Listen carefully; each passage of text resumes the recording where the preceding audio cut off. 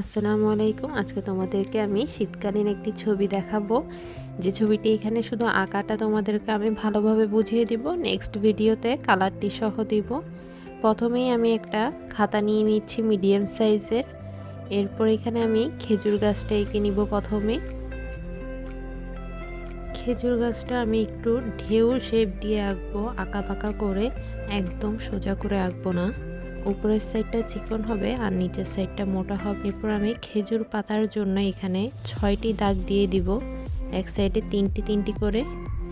এবার আমি এখানে একজন মানুষ এঁকে নিব, যে কিনা গাছ থেকে খেজুরের রস পাড়ছে। প্রথমে আমি ফেস আর চুলটা এঁকে নিয়েছি। এবার একটি হাত সামনের দিকে দিব আর একটি পিছন সাইডে থাকবে। এখান দিয়ে আমি হাতের সাথে একটা হাড়ি এঁকে নিচ্ছি। এরপর জামার কলারটা দিয়ে দিলাম। এবার এই সাইডে গাছের সাথে একটা দড়ি দিয়ে দিয়েছি। এবার জামার নিচের সাইডটা এঁকে নিব।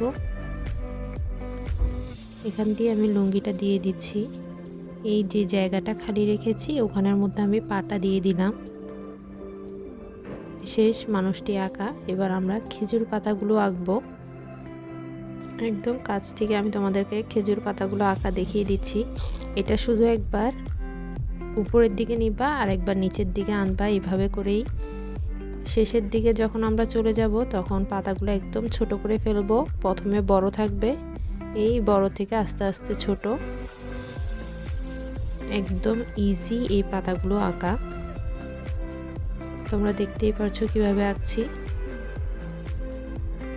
আমি সামনের গুলা শুধু এক সাইডের পাতাগুলো দিয়েছি, উপরের সাইডে দোনো সাইডেই পাতা দিয়েছি। এই গাছটা আঁকা শেষ। এবার সামনে দিয়ে একজন রস নিয়ে যাচ্ছে, এরকম করে একটা মানুষ এঁকে নিব। এখানে প্রথমে আমি এক সাইড করে মাথাটা এঁকে নিব।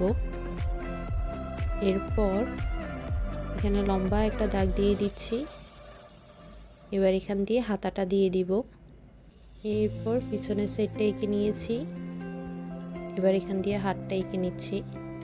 এরপর আমি নিচের সাইডের লুঙ্গিটা একটু উঁচু নিচু করে আঁকবো, সামনে পিছনে বোঝা যাওয়ার জন্য। এখানে আমি একটা মাফলারের মতন দিয়ে দিয়েছি। এবার দোনো সাইডে এভাবে 3টি দাগ দিয়ে রসের হাঁড়িগুলো যে নিয়ে যাচ্ছে সেগুলো এঁকে নিচ্ছি। এই দোনো সাইডে আমি এভাবে করে দুটি করে হাঁড়ি দিয়ে দিয়েছি।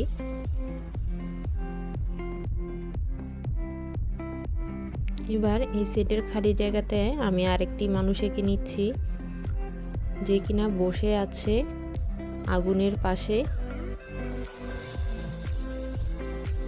এই দুটি হাত এঁকে নিলাম। এবার দুই সেটের 2টা পা এঁকে নিচ্ছি।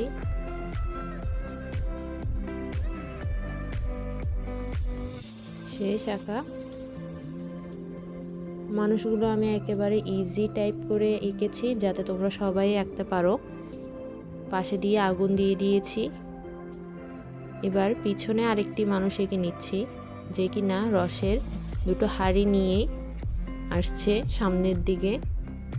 এই দোনোটার হাতের অর্ধেক অর্ধেক এঁকেছি। এরপর উপর দিয়ে একটা গায়ের উপর চাদর দিয়ে দিলাম। এবার জামাটা এঁকে নিচে দিয়ে লুঙ্গিটা এঁকে নিয়েছি।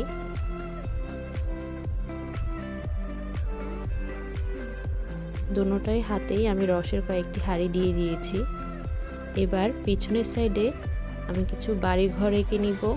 এখানে তোমরা আরও একটু ছোট করেও দিতে পারো বাড়িগুলো। আমি একটু মিডিয়াম সাইজের একটু বড় করে, এরপরেরটা একটু ছোট করে এঁকেছি।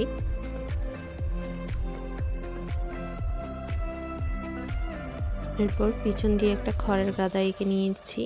এরপর গাছ দিয়ে দিব। গাছটা দেখো একদম চিকন করে এঁকেছি। এরপর উপরের পাতাগুলো দিয়ে দিলাম। পাশের খালি জায়গাতে এখানেও আমি আরেকটি ছোট করে গাছ এঁকে নিচ্ছি। পিছনের সাইডে প্রায় শেষ। এবার বাকি খালি অংশটা এঁকে নিব, এজন্য এখান দিয়ে একটা রাস্তা দিয়ে দিচ্ছি। এরপর পাশের যে খালি জায়গাগুলো আছে এখানে কিছু খেজুর গাছ এঁকে নিব। এখানে তোমরা তোমাদের ইচ্ছে মতন খেজুর গাছ এঁকে নিতে পারো, খালি রাখলেও সমস্যা নেই। আমি ছবিটি একটু ভালো করে এঁকেছি যাতে তোমরা যে কোনো জায়গায় আঁকতে পারো, এই জন্য আমি একটু গর্জিয়াস করে জিনিসপত্র দিয়ে থিমটাকে করেছি। কারণ দেখা যায় অনেক জায়গায় শীতকালীন অনেকগুলো আর্ট কম্পিটিশন হয়, সেখানে তোমরা এই ছবিটি আঁকতে পারবে।